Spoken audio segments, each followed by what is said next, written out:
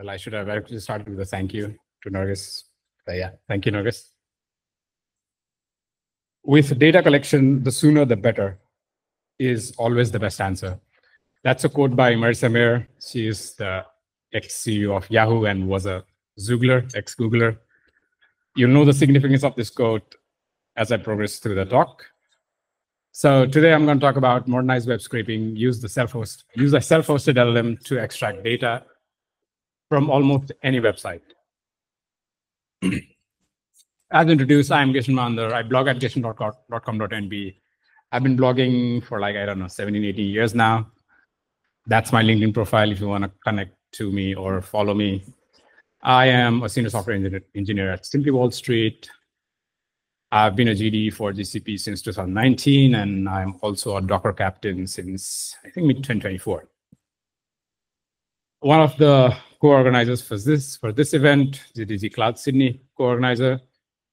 The cloud is strike through. We might know about it in a bit or might not. Let's see what happens. I have dabbled into web scraping since 2018 or a bit earlier. 2018 is when I did a project where I scraped probably like 120 or 130,000 records from a couple of websites. Basically, what I'm trying to point to is I have done web scraping at a scale where you would see issues. There are at least a couple of side projects I have done or we have done that relies on web scraping. You'll know about them towards the end of this talk. I work for Simply Wall Street. We help individual investors make long-term share investment decisions, so better long-term investment decisions. I don't want to go into much detail. If you want to know a bit more about it, just talk to me after the talk. I'll be happy to show you Simply Wall Street and or anything with the share prices. Don't ask me about the Nokia stock crash of the past week. I don't know why that happened or why would that happen or if it would happen again. Because as I said, we talk about long-term share investing, not short-term flipping. Anyways, going back to my roots, I am from Kathmandu, Nepal. How many people here would identify themselves as a Nepali? Okay, if can share was that's a good number. Yeah. Yeah, the only country that has a non-rectangular flag and currently is pumping billions of dollars to the Australian economy with all the students flowing in. When I started speaking here in Australia, I would say $1 billion, but I saw the last numbers. I think it has reached around $3 or $4 billion by now.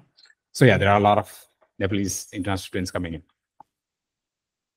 Now, coming back to the point, today I'm going to talk about what is web scraping, then go into some of the details of why do it.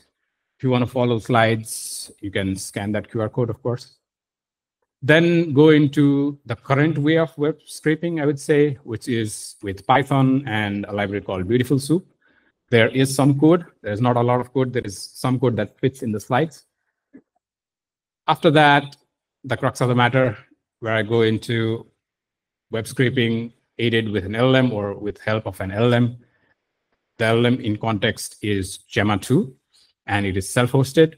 Why and how of it, you'll know while this thing progresses.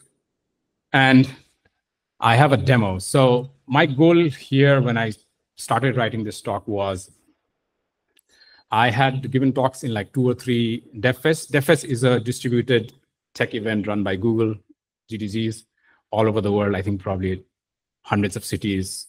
And what I wanted to do was, okay, how many talks are actually in AI? Can I get all of them in one page or one place that I could see and then kind of figure out what's the trend of people giving talks about? That was the goal that I had, and that's where I basically built upon it, and that is what the demo is going to be about. You'll surely see that as well. And yeah, towards the end, you will look at a conclusion. So again, if you want to follow the slides, that's the QR. Let's go in. So web scraping, starting with what is web scraping? Web scraping or scraping data from website is an automated method to obtain large amounts of data from websites. This is the definition by Zeit, which was formerly known as Scraping Hub. It is a pretty big name. If you have heard of Scrapy, these guys are behind Scrapy, and I believe they would be like at least $1 million company. So they are a pretty big name in the web scraping space. They also add that one of the most efficient and useful ways to extract data from a website is web scraping. So someone is not going to a website, clicking stuff, copying stuff. It's a bot or a script actually going to one or more websites, extracting the data that you need, and then saving it in a form that you would like, I don't know, CSV, or put it into a data store or whatever. Similarly, Australian Bureau of Statistics also uses web scraping, not to my surprise. And they say web scraping is extract publicly available information from websites using an automated data collection process. Again, the stress here is automated. It's not someone going in, clicking stuff. It's a bot or a script going in and then pulling in data. So to boil it down, there is something, a script, a bot, I don't know, maybe an agent these days that goes in and then pulls in data at a scale from one or multiple websites. That's basically web scraping in a very simple way. Now, if you think of why would someone do web scraping, be it an individual or a company, there are multiple reasons to do it. One of them being price intelligence. If my competitor is selling these shoes for $10 less than me, I will sell them for $15 less, right? Or it could even be for market research, lead generation, again, same thing, competitor analysis. I have seen a good use of web scraping even for SEO. There are websites or services that would get all the SERPs meaning search engine result pages, and then try to rank you where you are. So that is also a very good use of web scraping. As I said, think of it as you look at a website, you could get the data off that website in a structured format. That's web scraping in a nutshell. In my opinion, I think web scraping is the basis of web search. Basically, Google scrapes everything, sees what it needs, and whenever you search, that is where it takes it out from the index and then shows it in a proper sorted format. All of our LLMs today, all the Gen AI hype is because of web scraping. Is it legal and or ethical to get someone's data without telling them? I'm not going to answer that question. That's a very pointy question I would not go to, but that's what is happening. Think of any other LLM, most of them, they have been trained on millions or billions of parameters. And where did all of this data came from? Most of it surely came from the public web. So how did they get it? Potentially and or 99% it's web scrapes. Similarly, all the hype, the buzz that you hear about agentic workflows and agents these days, they also have some form of web scraping. Depending upon the type of the research that you look into, web scraping is or will be a billion-dollar industry within years. And there are big players like Scrape Data, I forgot the name. So Bright Data, which is a $1 million company. There's another company called Grepser, which has offices in Kathmandu as well. They don't have things publicly, but I guess they also do somewhere around millions of dollars a year. So it is a big industry, and the overall web scraping industry is surely in billions of dollars, if not billions, at least $1 billion. Before I move forward, I would like to start with a story. I guess Ranjana has left, so I can tell the story much easily now. What happened was this was a case in 2022, early 2022. Before I go there, how many of you have done or booked a DKT, driver knowledge test in NSW? Probably most of you. And how many of you got it very easily? Like you just went in, you found the exact date, you found the exact place or the service NSW, and then it was a smooth flow. Okay, 1 out of like two or 3 out of 20 people, right? So I had the same issue. It was early 2022, still lockdowns. I wanted to get a DKT slot in that particular service NSW. And I didn't want to wake up at 10 p.m. in the night and then book my slot. Yeah. So, and then I needed to fill these fields, and then basically it would take me to the next step, which is select your center, NSW center, and then like the next step would be to actually, if there is a booking available, I could do it. So being me, the lazy me, what I did was I created a scraper. I created it to run every hour. So every hour on the dot, it would wake up, it would go in, it would put in these details, right? Which was basically the ID of my photo ID, the ID of my photo ID. And every hour it will just go in, put in all those, select my preferred NSW service and NSW center, and then click next, do whatever, fill all the forms. And if it finds a slot, it would send me an email using Mailjet. Of course, I'm not going to put my credit card information even in my own script. Therefore, I'm not going to do it on any of the agents that are there these days, right? And once it finds it, it's just going to send a request to Mailjet, which is going to send me that email. Apparently, people, when they leave their work at 5, they would open up the spaces, and I got that email at 6 p.m. So, and as soon as I got that, I went in and then I booked my DKT, and then I went in and gave it. I think I passed it in the first go. The point being, before that, like, I would wake up, I don't know, I would check it at 10 a.m. when I started working, or I would check it at like 6 when my work was done, and I could never find a slot in that exact service NSW. I can think about it. I can take questions only at the end. So yeah, I can think about it. I have another example as well. I could talk later in the Q&A session. Yeah, so that is how it happened. I got that, and then I think it was still COVID times, probably lockdowns 2022, start of 2022. But thankfully, I could get that. But as I said, me being lazy, that was it. And probably these days it would be called partially agentic. But yeah, that was a puppeteer script, I guess. And then it did the job. Now, coming back to the goal. So my goal for this talk was to get the talk titles or presentation titles and authors from more than 5 DevFests around the world. I think this is from DevFest Bangalore or something. So that's the goal, right? Now, from this point, I'll go into the how of the web scraping. First thing being the current web scraping. So how the current web scraping without using an LLM works is you have a website like gdg.community.dev. Probably half of you registered there. You went in, you saw the agenda, then you clicked RSVP, right? So I would go in and then look at the agenda and then pick out the title of the talks and the name of the author. That's the point. So with web scraping, what I would do is I'll create a crawler and or a scraper. It would go in, it would pull the whole HTML of that particular page, right? And then with XPath or any other navigation of the DOM, I would use locators or selectors, whatever you want to call it. Depends upon what you use, XPath or CSS locators. And then I would extract the data out. I can save it in a CSV. In my example, in my code, I just print it on the screen. I could put it here as a CSV. I could throw it out on a data stores, save it. That's basically web scraping. And in my case, I wanted to get the talks and the authors, right? So the code is relatively simple, if I can say that. And this is how it would look like. I first have a URL here. Okay, so I pass a URL, I send a GET request, I get the whole HTML, I parse it with Beautiful Soup. Then I get the exact class table row with a class of agenda item. Those are all my talks. And I basically loop through it and then print the speaker name and the title of the talk and the speaker name.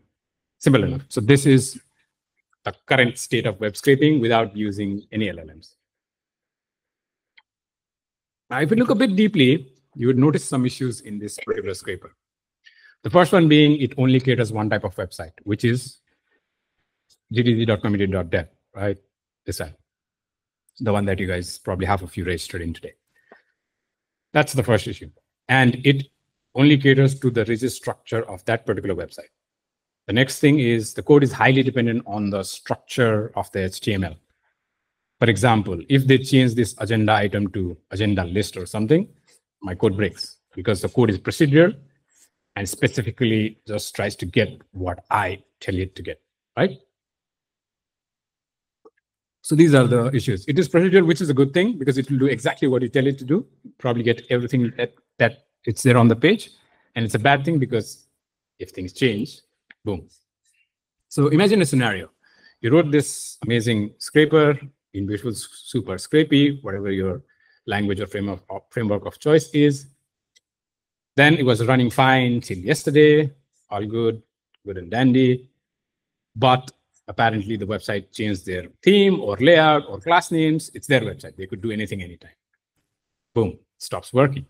It's very procedural. It goes in, it takes exactly the table row, exactly that class name, If everything matches, it pulls in the data. If something is not matching there, boom, it will stop working. Then you'd think, I wrote so much of complex code, and why is it so brittle? The next question, obvious question, being the lazy me, I would ask, can the scraper be a bit smarter or a bit more resilient? And then I started exploring. Then again, it's there of Gen AI, and I said, maybe LLMs can help me in this, right? So with LLMs, what I did was there were multiple types of websites now. I had GDG Community Dev, I had DevFest Lagos, one of the world's biggest DevFest, I had DevFest Paris, whatever. I had multiple types of websites, so multiple structures, multiple class names, all of that jazz. I created a scraper. I still did the get request, gets the whole blob of that HTML. And this is where things change. Rather than trying to navigate through the whole DOM tree, which XPath, which class name, all of that jazz, what I do is I effortlessly or shamelessly throw it to an LLM and say, okay, here is the HTML. Please extract out the talk titles and the author names for me, please. For that, what I do is I use Gemma 2 because this is a GDG event, Google event. And then I run Gemma 2 on Olama and host it on Google Cloud Run, which is serverless. So I pay only if I use it. A bit more on that. Same thing. Then as soon as I have the data, it's extracted. I can save it as CSV, JSON, put it in a data store, whatever I want to do. That's the change. And that's where LLM aided scraping comes into the picture. Sorry, they had Gemini. Yes, there is Gemini. You could do it with Gemini, but you will see the reasons of why I would use a self-hosted scraper. Sorry, self-hosted LLM. But yeah, as it was pointed out, for this to work, you'll first need a self-hosted LLM, right? I'm not using an API. API as a service for LLM, and I'll go to the reasons of why. So this is the Docker file to run Olama with Gemma 2 9B. This is 9 billion parameters on Google Cloud Run. If you want, you can scan that QR code. I recently wrote a blog post on how to do it step by step. So if you really want to run your own LLM, be it even DeepSeek or anything, as long as it runs with Olama, it's going to run.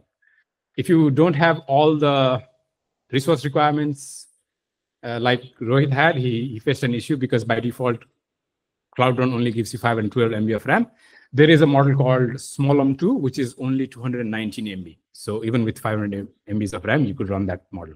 It is 135 million parameters, so it's not going to do amazing, but it's going to do something because 135 million and 9 billion are amazingly different things, right? So the one that I used was Gemma 2 9 billion. I tried it with Gemma 2 2 billion. The output was not that satisfactory. So I went with 9 billion. But as I said, if you have the money and the resources, you can use DeepSeek, I don't know, 185 billion or whatever they have released. That's like a huge model.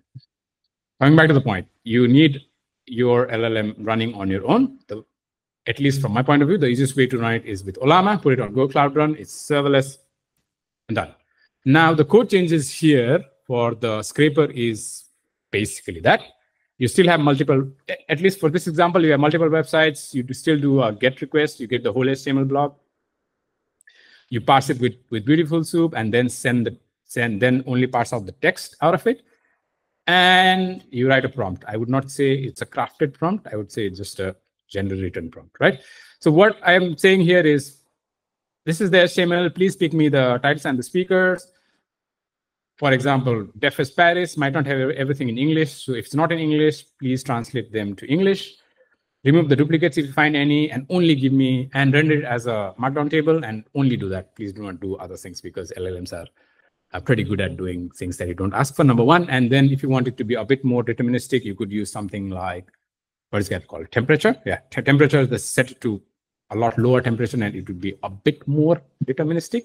It's not completely deterministic. LLMs are not designed to be deterministic. But with some like configs like temperature or top P, top K, you might want to play with them, and then you might have a bit lesser non-deterministic output. Yeah.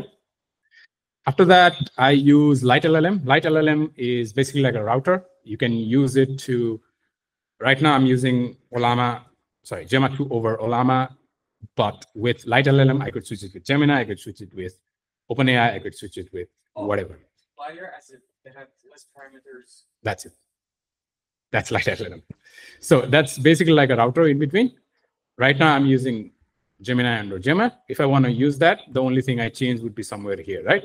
I say use this model, whereas the completion is still coming from, coming from light LLM. Sorry, Go. Yeah, so actually, I was already doing first with like ChatGPT and Gemini, and Gemini got the latest and greatest, where ChatGPT tries to have more accurate information. So I was trying to do like different hackathons to see. So I'd look it like this. One thing I would say is don't do the GET request on the LLM. By that I mean don't ask the LLM to do the GET request for you, right? That's so. Or this is a simple GET request. Sorry. This is a simple HTTP GET request, and then once I get the HTML, I only send the string to the. I am only using the LLM to do the string parsing. I'm not asking it exactly. So this will work partially offline, if not completely offline, right? I mean, till this point it will work offline, and from this point it can work offline, but till this point it will still need to access the internet, because from here I can call the LLM, which is probably running on my machine. I could potentially do that. So is that on the cloud? Or is that it? No, this is all on the cloud for now. The LLM is running on Google Cloud Run, which is on the cloud. Coming back to it, so I'm using light LLM. I call the text and the prompt, which is the query, which is coming here. For now, I'm using Olama with Gemma 2, light LLM being the router, and then I'm printing back the response. I have this code running. I'll show it in the demo. The main point here being Gemma 2 9 billion parameters is running on Google Cloud Run. I already talked about light LLM. I'm using it because if I later want to replace it with OpenAI, Azure, Microsoft, whatever, it's much easier. The only thing I need to change it here. I don't need to download, I don't know, OpenAI's SDK and stuff like that. So let's start with the advantages of using an LLM, be it Gemini, be it OpenAI, be it Gemma, be it whatever. The first thing is the same code is going to work for multiple websites. Because you're sending the whole string to the LLM for it to parse, it's the LLM's job to extract out the data that you need. How deterministic it is depends on multiple factors. And if the website structure changes, the code is still going to run, because you're not navigating through the old DOM tree, doing the XPath gymnastics, the CSS selectors and everything. So yeah, if they change list item to list items, it's still going to work. And then it is easier to add other features. For example, if you look at my prompt, I said, do some translation, remove some duplicates. Will it do it all the time? I don't know. But yeah, it is easy to add features. For example, at least the runs that I did, it converted the French titles to English. Sometimes. That's the problem with the LLM, right? It's not deterministic. So yeah, it is easier to add features. Now, in case of a self-hosted LLM, what are the advantages? Now I'm specifically talking about Gemma running within your VPC or within your network, right? Not an open LLM that you send the data and you don't know if it's going to a US server or Chinese server or someone else's machine. You don't know about that. It's basically out of your control. You're sending data to the internet. I don't know. There could be man in the middle. There could be X. There could be Y. But if it's everything is inside your own network or your own VPC, you are much sure of the security of the data, because probably there are two machines within the same VPC talking to each other, or I don't know, even the same Kubernetes cluster. So your data does not leave your network. The cost is much more predictable. You are not counting tokens anymore. You are probably talking about how much resource do I give it to this, how much resource do I give to this LLM so that I can get my job done.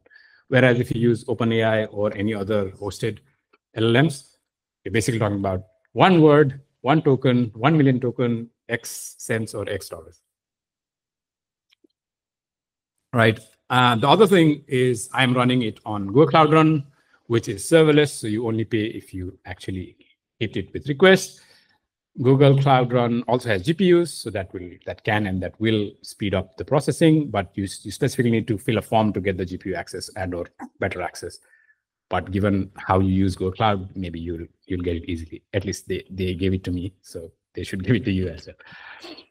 The other thing is speed, because it, like both your app and your LLM are in the same network, you'll surely have much better latency than going over the internet to some other server somewhere, I don't know, in the US, in China, somewhere, because they are like almost physically in the same location, same network, same VPC, you should surely see some speed benefits.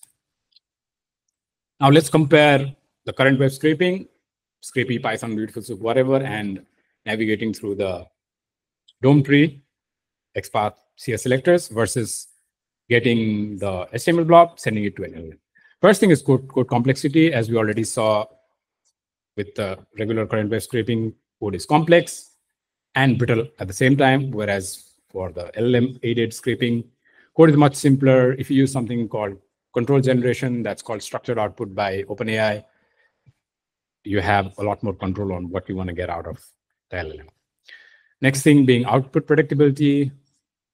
I've told it again and again, LLMs are not deterministic. So your output is not going to be deterministic. Sometimes it might do the translation, sometimes it might not. Sometimes it might give you 10 talks, sometimes it might give you 8. That again will depend upon all the knobs that you, or the configs that you put properly. Whereas for the current web scraping, it is procedural, so it's very deterministic. Either it works, if it works, it gets everything. If it doesn't work, it doesn't get anything. Pretty simple. In terms of flexibility, of course, the LLM-based scrapers are much more flexible, can handle multiple structures, multiple websites, whereas the current web scraping, you will need to write a scraper for each type of a website. Cost, for sure, the current web scraping is a lot cheaper because there is no LLM to run, no LLM to send data to, no LLM coming back from the data. LLMs are hard and expensive to run. As soon as you add a GPU, the costs blow out pretty fast. So yeah, that's a trade-off. Similarly, speed, current web scraping is much, much faster. At least in my tests, they were up to 10 times faster because the only thing it's doing is just sending a request, getting the HTML, and then parsing some strings, which is much faster than getting a string, sending it to an LLM. The LLM does the magic and then sends it back, which could take seconds depending upon how you host your LLM, where your LLM is, and all the configuration that the LLM has. So I have all the code in these two repos. This is the first repository that has the code. This is basically how to run Ollama on Cloud Run. If you want, you can scan that to go to the repository. But anyhow, I'll run a couple of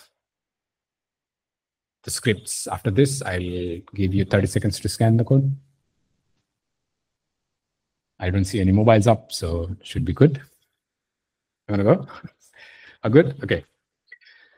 So given I have internet, I would not need to use this. I have already deployed the LLM on Go Cloud Run. And yeah, given it actually hits the API, we will see some logs here, hopefully. So the first thing I want to do is compare apples to apple. I am going to scrape the DevFest Bangalore webpage without an LLM and then with an LLM. Hopefully this runs. So the first thing is without an LLM, it's under a second. So like 1 second. Now it's doing the same thing with an LLM. And given the containers are warm, it should be around 10 seconds. I guess my containers are cooled by now. I tried it half an hour ago. So probably it'll take longer. What it's doing is it's going to that URL and then pulling up all these things. The URL is basically this. So it went there, looked at this, and then pulled all of these things. That's what I told it to do. And it started pulling these things, and that's what it is shown here. Wow, apparently it took like 30 seconds. The same thing was done with LLM. I think it pulled most of the things, if not everything. For example, the Keynote 2 is missing. The Keynote 2 was there with the regular scraping, whereas the Keynote 2 is missing with the LLM. But that's one of the ways to do it, right? If you can't see it, it's already the largest. So I'll do another demo with Light LLM. Yeah, so this one is going to do 5 or 6 pages, the same thing I showed.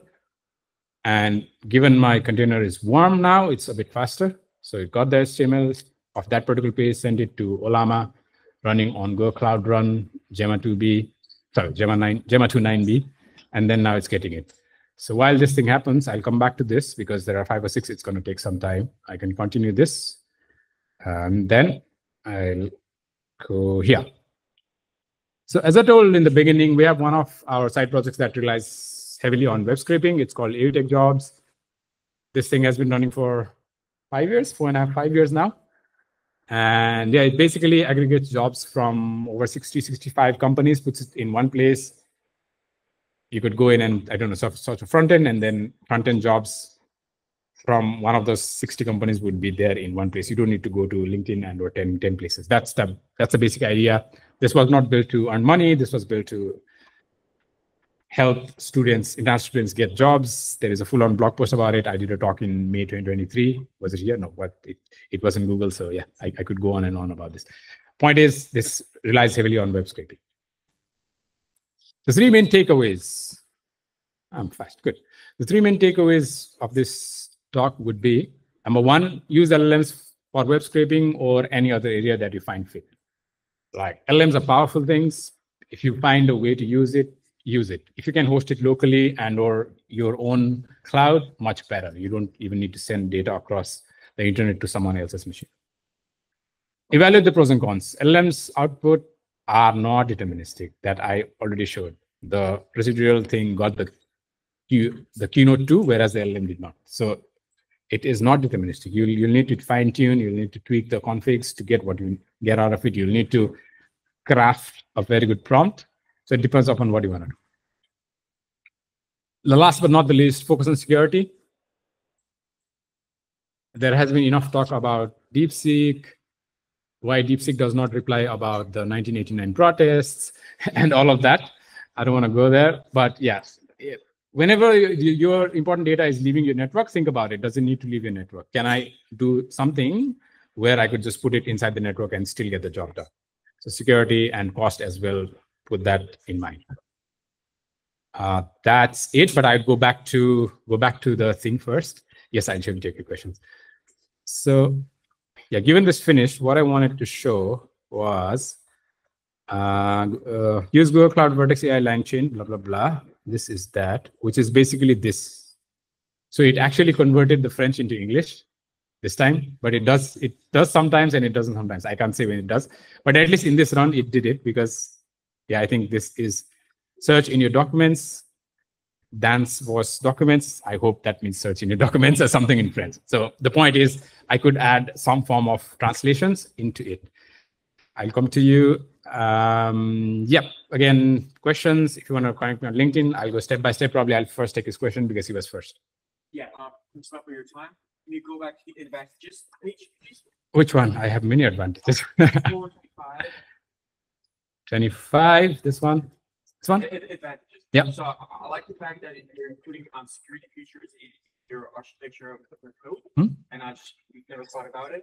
And what I really like to know is kind of like my concern, also like a question, like how do you know like how much resources is your code is like consuming?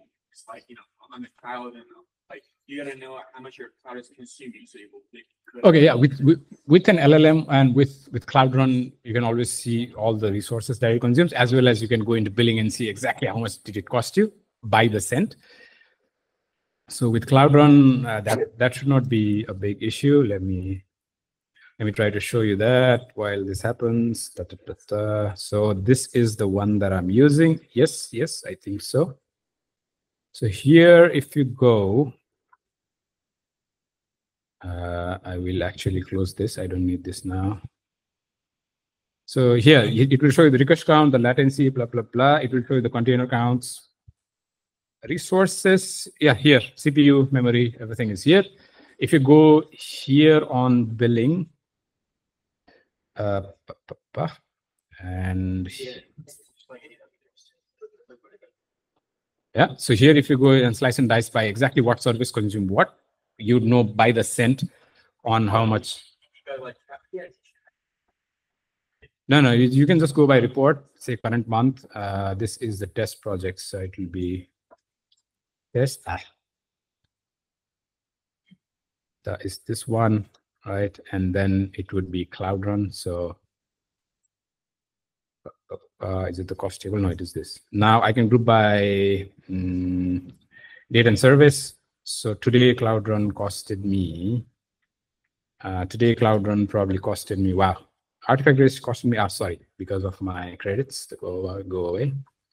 So yeah, today Cloud Run till now has costed me, how much is it? Cloud Run is not even there. So probably I'll get it by tomorrow, but yesterday it costed me 11 cents or something like that. Good? Yeah. Done the maths,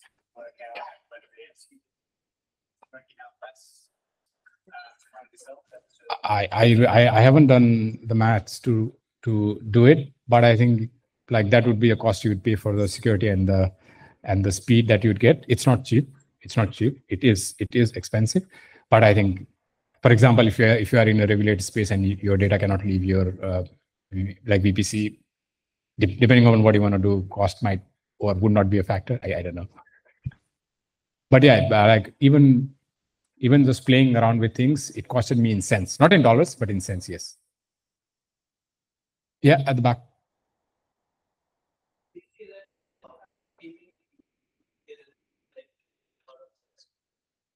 Sorry, web scraping is used for?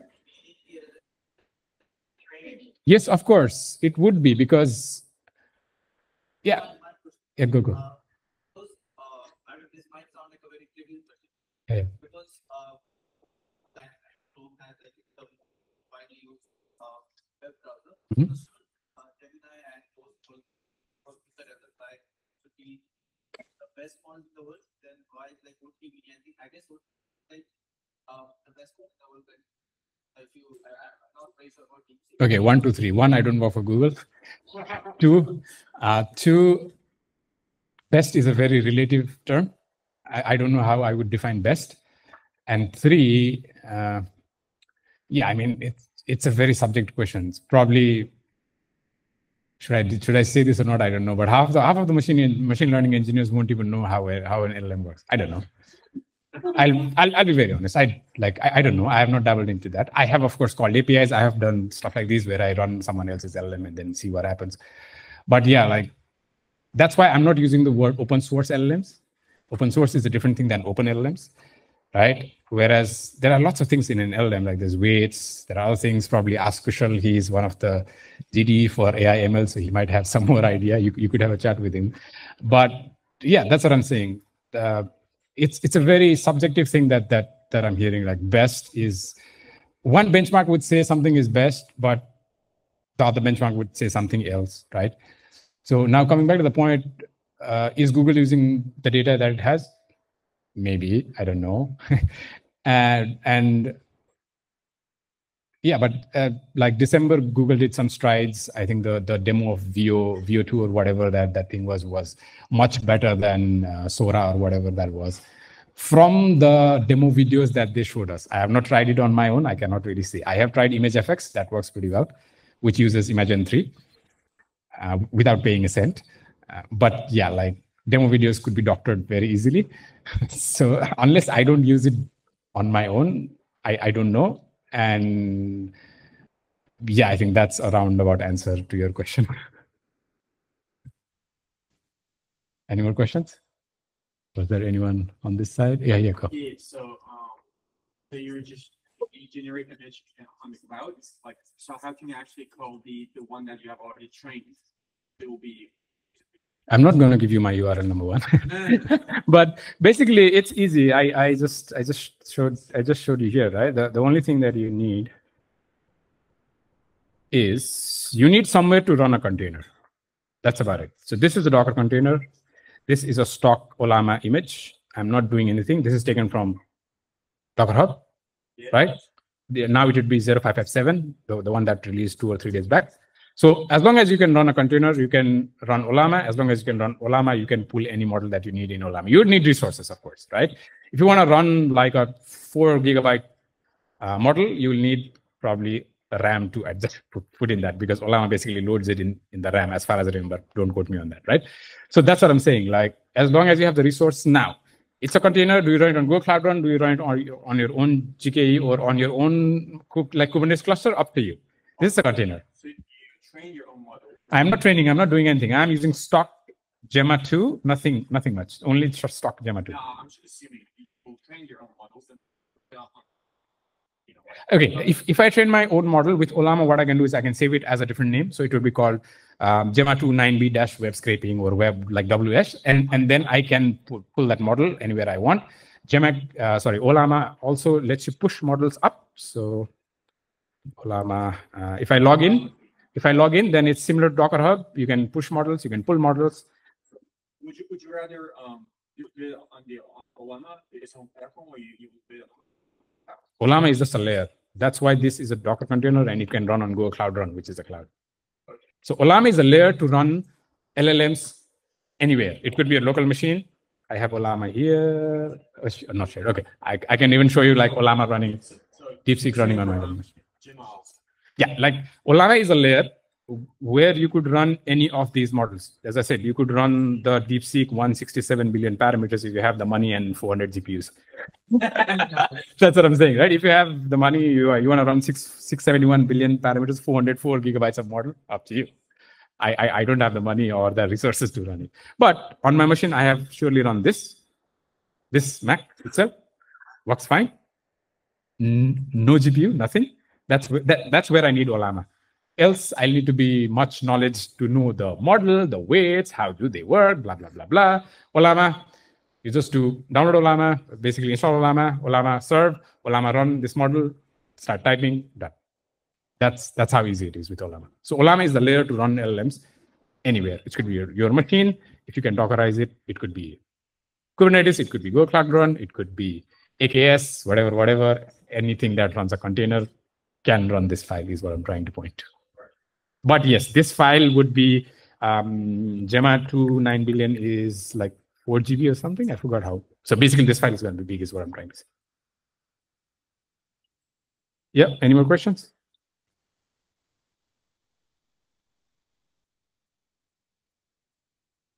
$7:31. I think we're good. Any more questions? No. Thank you very much.